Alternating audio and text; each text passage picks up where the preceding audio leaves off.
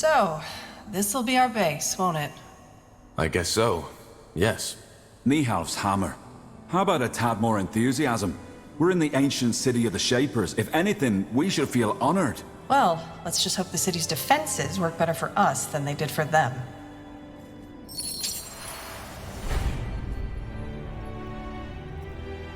So, this is it, isn't it? Our base of operations? So it seems. An ancient Shaper city on a quest to find a cure for the bloodburn. And we're working for the purity of light. Sounds crazy if you say it like that.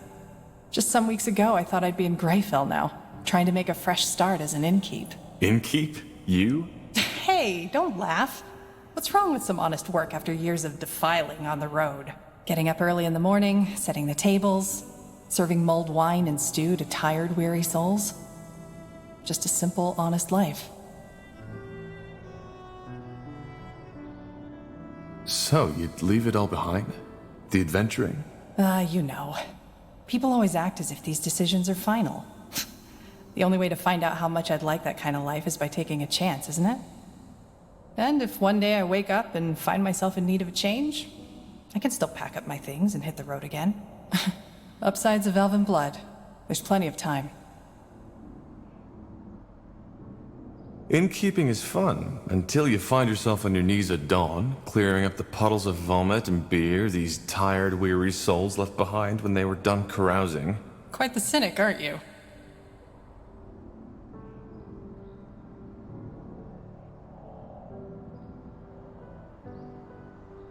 For what it's worth, I enjoy your company. Sure you do.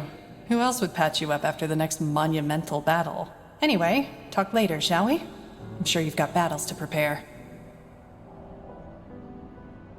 Made yourself comfortable? Comfortable?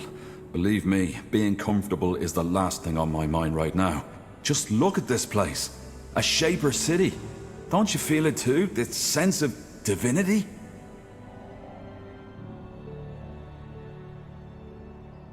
I do. It's beautiful. Indeed it is. Tahar, I'm not sure if you understand how much this means to me. The forgotten city of Mullendeer, the heritage of the Shapers. Since my childhood days, I've dreamed of this. I suppose what I'm trying to say is, thank you. You and the Harbinger have made this dream come true.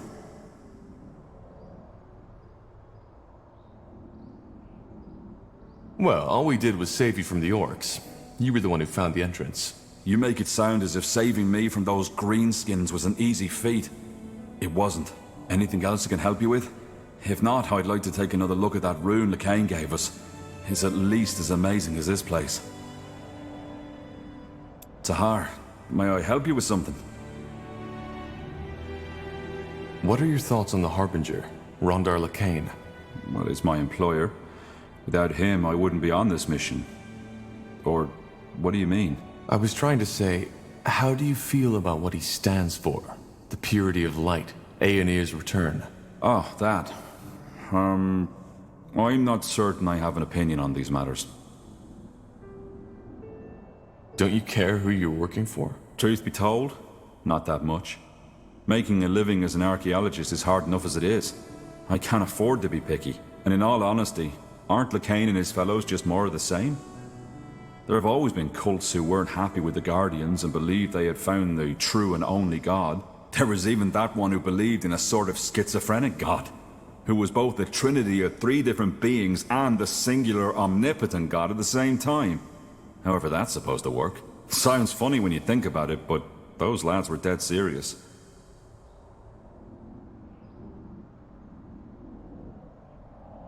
Does the Harbinger know you feel that way?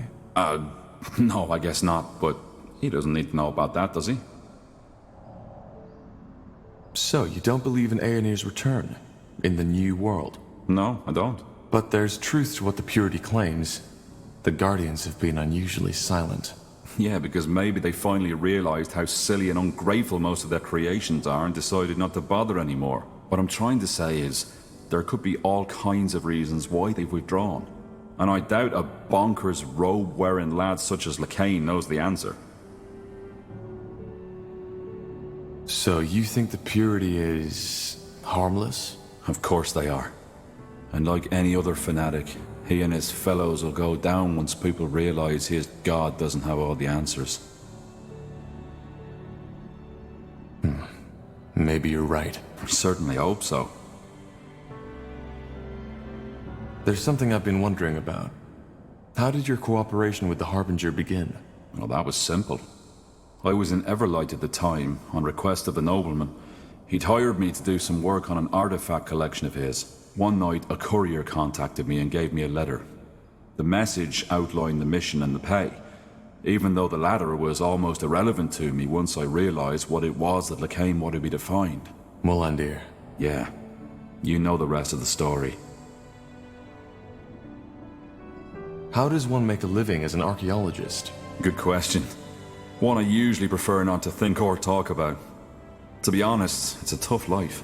For some obscure reason, only very few scholars take interest in the Shaper or the Hibernian culture, even though there is so much to be found. It's a shame. Like what? What is there to be found? What? You mean apart from monumental steel constructs, ghost warriors, and a city full of ancient secrets to be discovered? A lot. But that's another topic. How do you explain that lack of interest? Well, what do you think? Ignorance. No matter if it's orcs, elves, dwarves, or humans. We're all terribly bad at learning from the past. Blasted, there's so much to be found, so much to be explored. Not just riches, but the technology, wisdom, and ancient secrets. But no, for some reason, the people with the coin just don't care. The only ones who even try to access this treasure are incompetent amateur treasure hunters, who usually get their heads chopped off by the first defense mechanism they walk into.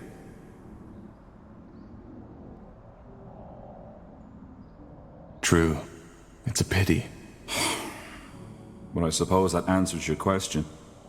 The life of an archaeologist is hard, and there have been times where I questioned if all the sacrifices I've made were worth it.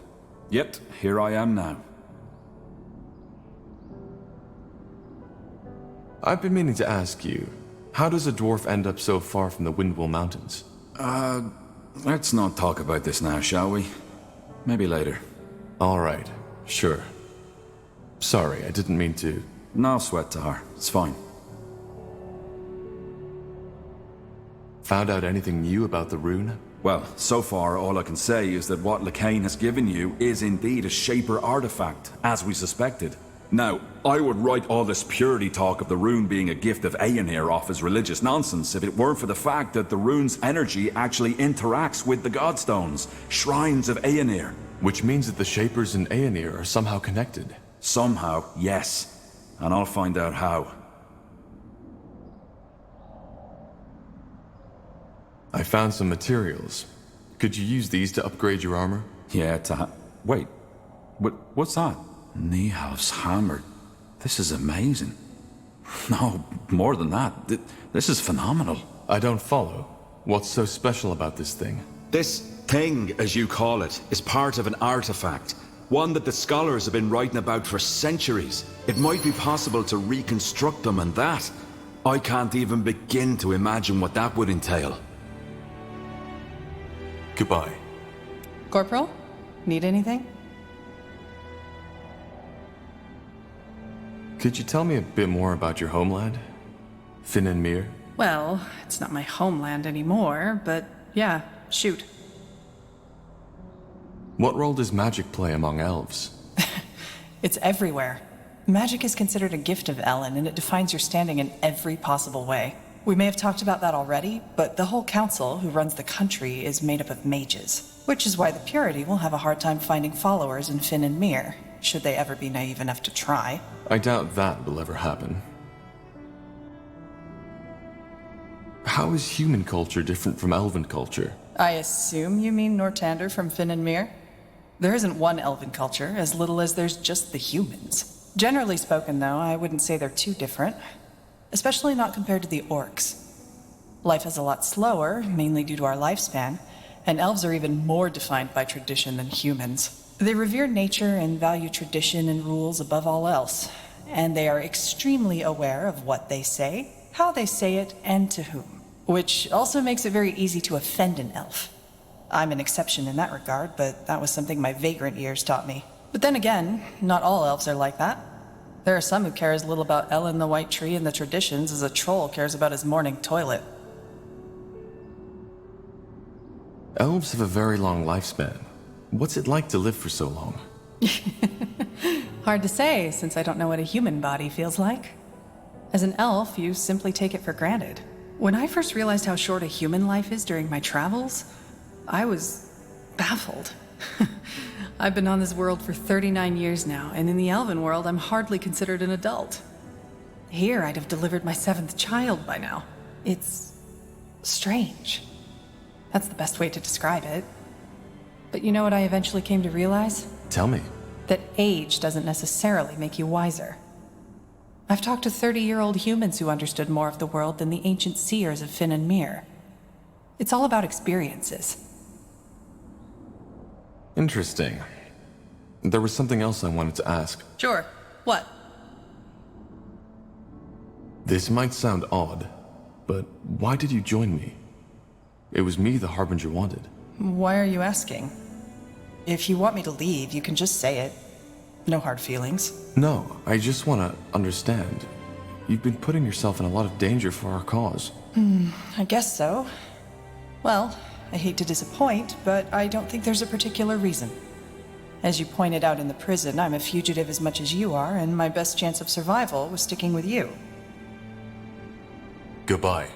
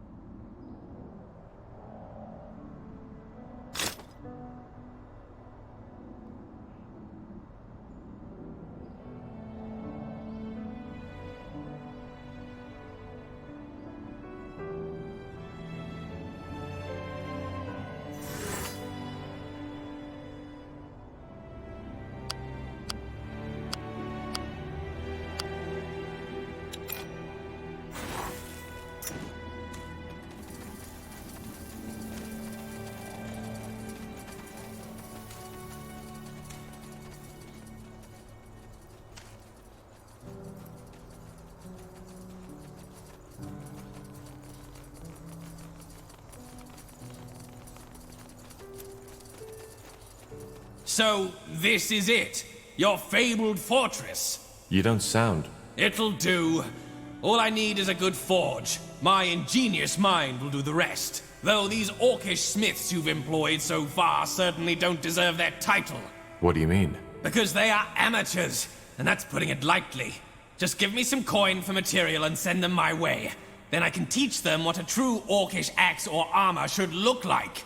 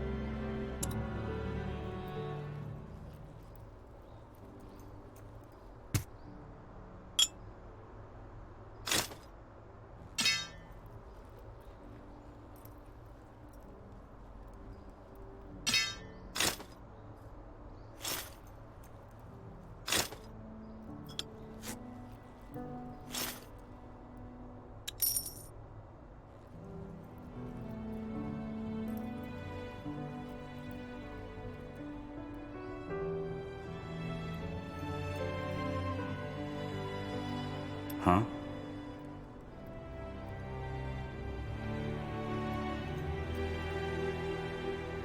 Yes?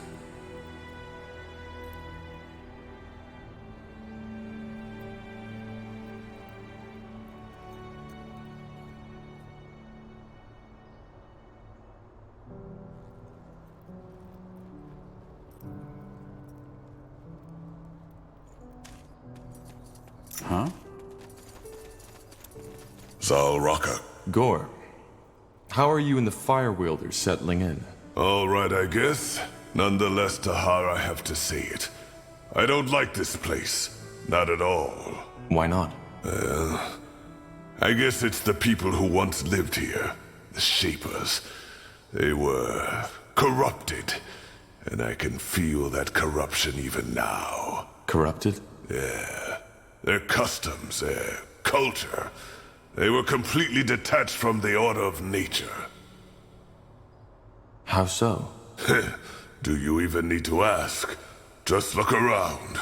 Ghost warriors, strange machines, strange buildings. Especially this place, this Nexus. They thought they were above everything, even the gods. And they meddled with things they didn't understand. It's disgusting. Well, they're dead now. Maybe. But I can still feel their presence.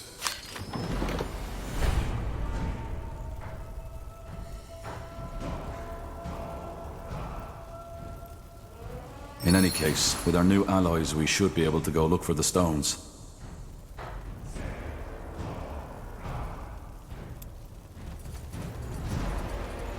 Yes? Looking for some orcish craftsmanship?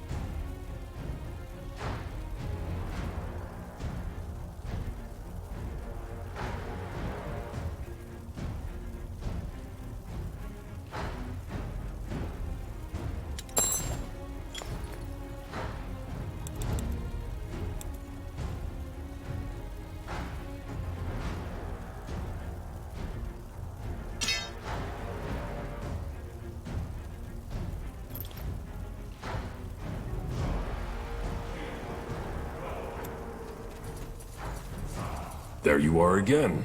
Gore's new friend. I truly hope he knows what he's doing.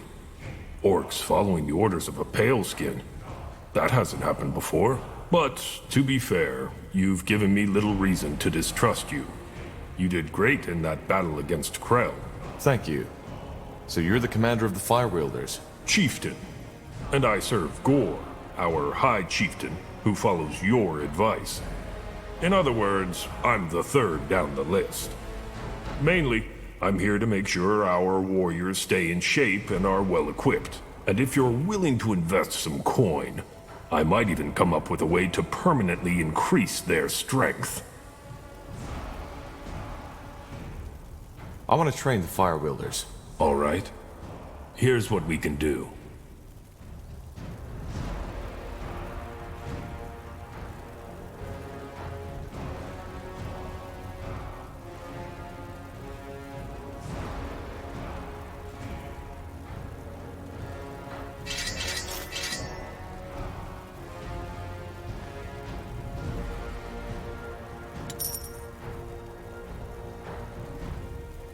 Corporal? Need anything?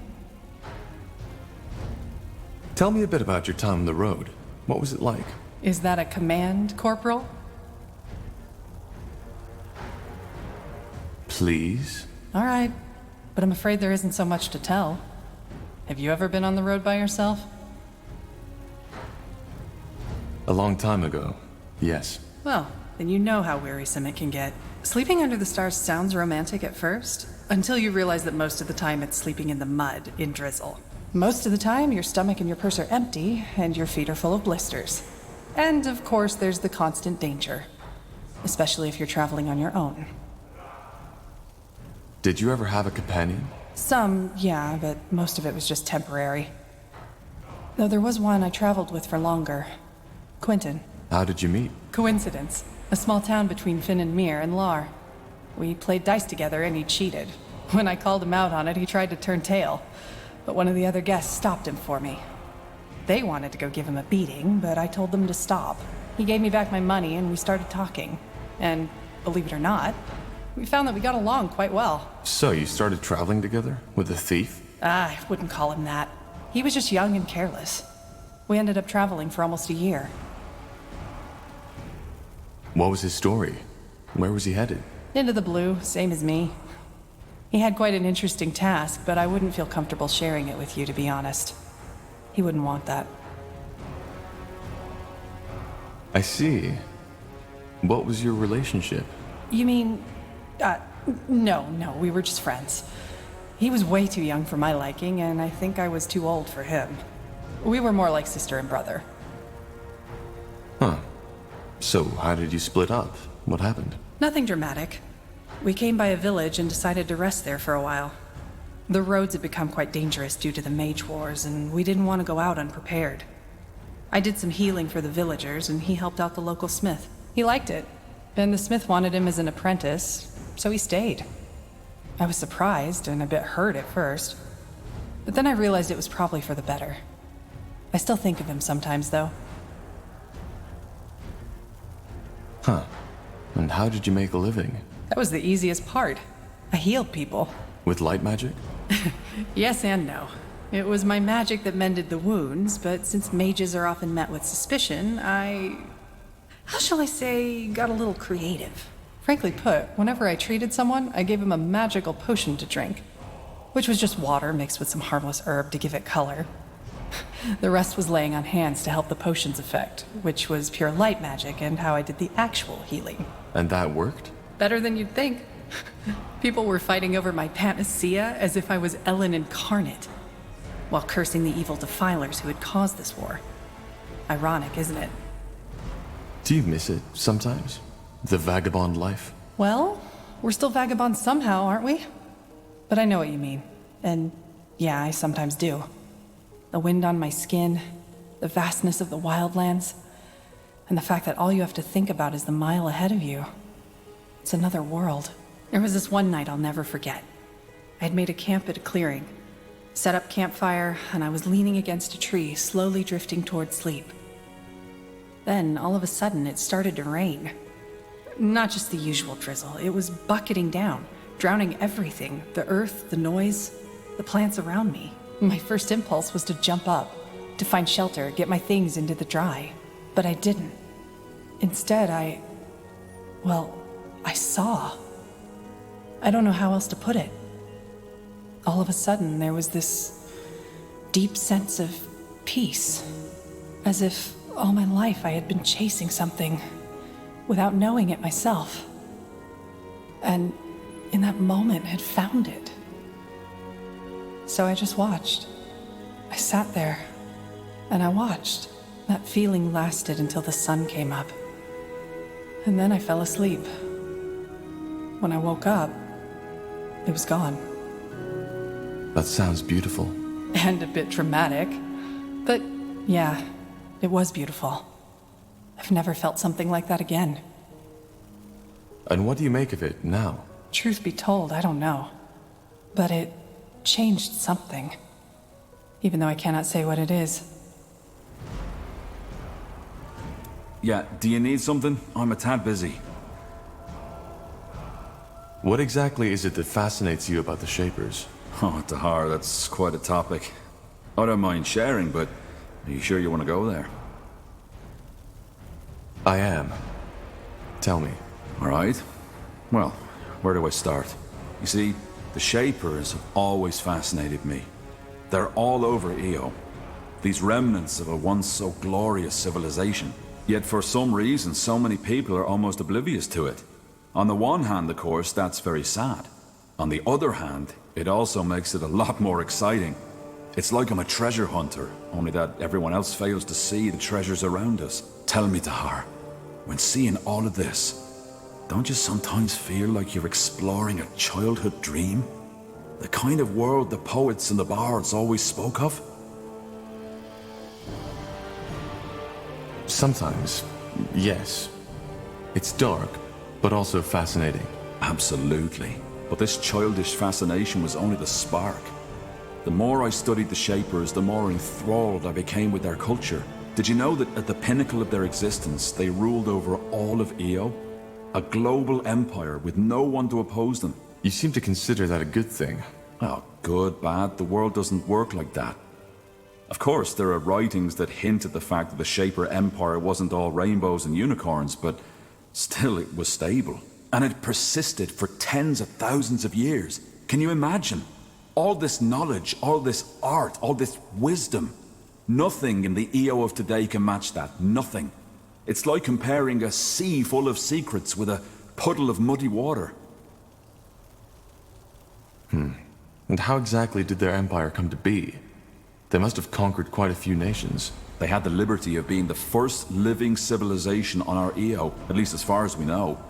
That made it easier to maintain peace and stability. Until the end and the dragons. My father always told me the Shaper Empire relied a lot on slaves. What? No, that's rubbish. The Shapers had castes, yes, and it's probably the lower castes your father was referring to. But to call these slaves is like calling, say, a tanner who was born outside a royal family a slave, just because he'll never be a king.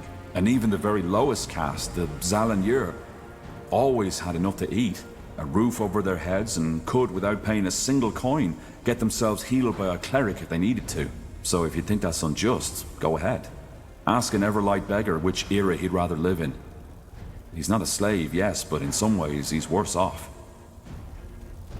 How do you know all this? Some of it from writings, some of it's just connecting the dots. I know how many scholars are out there at the universities giving their talks about the inscrutable empire, but it's not nearly as inscrutable as they say. Their problem is they're trying to understand the Shapers by reading books and dusty tablets. That's not how it works. You need to get out there, into the field. And even if it takes years of fruitless digging, eventually you're bound to stumble onto something. Another piece of the mosaic. Very poetic. Because it is.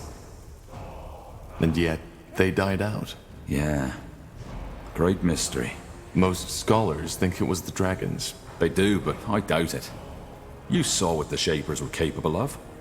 Even a race as powerful as the dragons couldn't have wiped them out. And you see the shape the city is in, Tahar. There's no traces of fire and destruction. But regardless of what it was, it doesn't change the fact that the way the current races of this world treat the Shapers is nothing short of pathetic. They were greater than we'll ever be. But instead of studying this greatness, we ignore them. And why? Just because it doesn't fit into our religion, our traditions, or whatever reason they can come up with. Because to many, admitting what a marvel the Shapers truly were would mean admitting that our culture is pale in comparison.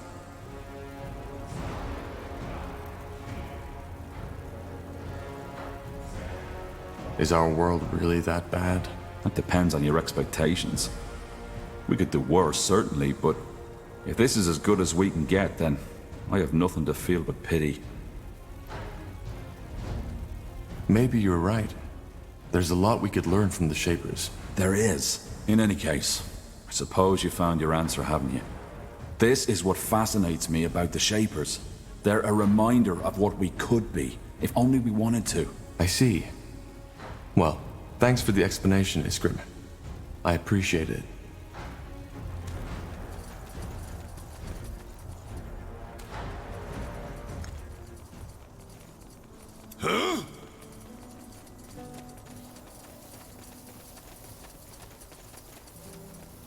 What do you want? Just checking how you're settling in. I'm good. Thanks. Interesting place you found yourself here, I'll give you that. Back in the cave, you told me that you fought that demon in order to gain control over it. I'd still like to know how that works. It's complicated. That's it? For now. How did you end up in Barga Gore? It's a long story. Suffice to say, I've been on the road for quite some time now. And Barga Gore just happened to be my last spot before I ran into you. Let's talk about you instead. You've gathered a ton of followers, one outcast after another. Tell me, Tahar, do you trust them?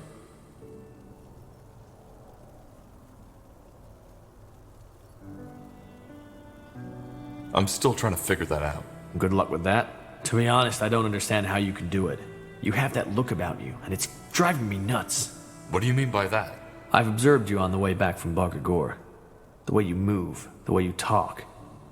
I get why other people follow your lead. I really do. You simply have some kind of strange charisma. It's not visible at first glance, but it's there. You give people hope. I guess that's what it boils down to. You attract outsiders, and you get them to march under your banner. How is that a bad thing? It's a bad thing because you're too careless. All these people, did it ever occur to you that they're outsiders for a reason? The treacherous orc, the renegade elf, the exiled dwarf?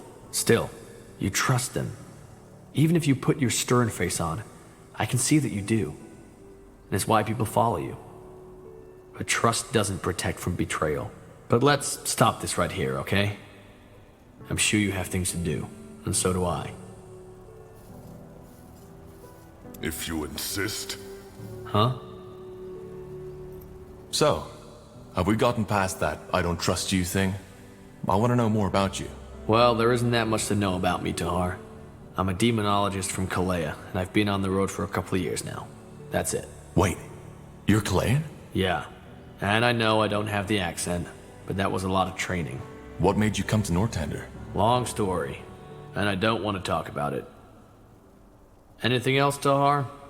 If not, let me get back to my grimoire. Can you tell me more about Kalea? What's it like there? It's a pretty general question, Corporal. What are Kalayans like, compared to Northandians? Huh. Good question. I don't spend that much time socializing, so I don't know if I can give you the answer to that. But all in all, Kalayans are a lot less stiff than you Nort folks. Kalayans like to sing, to dance, and to fuck. They do it a lot, sometimes at the same time. They admire philosophy and magic, and being good in either of those makes you the equivalent of a famous bard here in Greyfell. On the other hand, the people are two-faced. That's a lot better here in Northander. You have your little intrigues, but you generally say what you mean, which Kalayans see as almost primitive. Kalea is a city-state, isn't it? Like Everlight. Yeah. Well, almost. When people say Kalea, they usually refer to the chain of islands in the Sea of Dreams, a couple of miles from Imperia. However, only the big one in the middle is really inhabited. And that one's pretty much just a massive city called Kalea. Nobody can remember the names of the other islands, not even the Kaleans themselves. But yeah, it's essentially a city-state. And even though Kalea is small, it's very powerful. You know, spices, sugar, sea jewels, all the kind of stuff a tropical paradise has to offer. Rich as a Kalayan, isn't that how they say? Yeah, though that ignores the fact that there's thousands of Kaleans starving to death in the slums. Do you happen to know if Kalea is affected by the Bloodburn too? Don't think so, no. At least I haven't heard anything. There's been a lot of tension between Northander and Kalea during the Mage War. How is the situation now? I haven't been back since, so I couldn't tell you. But according to the sailors, things have gotten better. Never mind. I'll be going.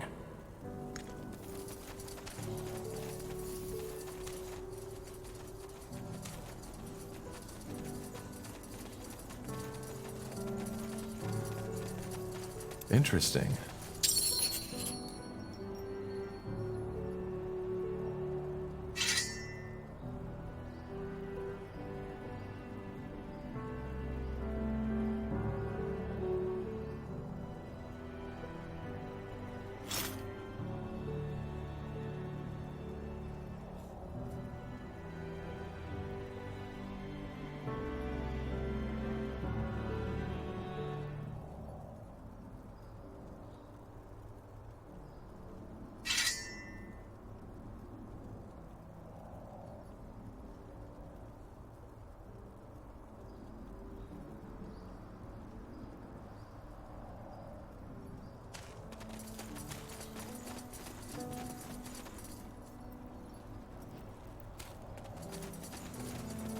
You got it.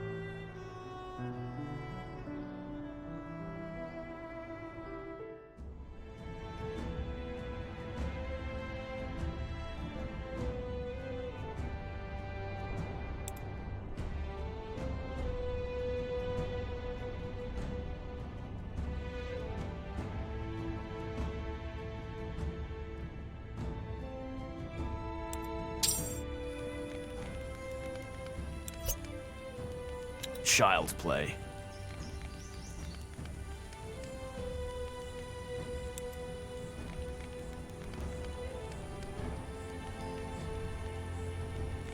With Aelot Iskander executed for allying with your father during the Mage Wars, the Iskander lands have since fallen into anarchy. On your journey, you've met many travelers, sunken-cheeked figures who've told you stories about having lost their homes to bannerless soldiers and bandits. They have also told you something else, that a once deserted village has come back into bloom, offering refuge to those without shelter. Fallen's Hope.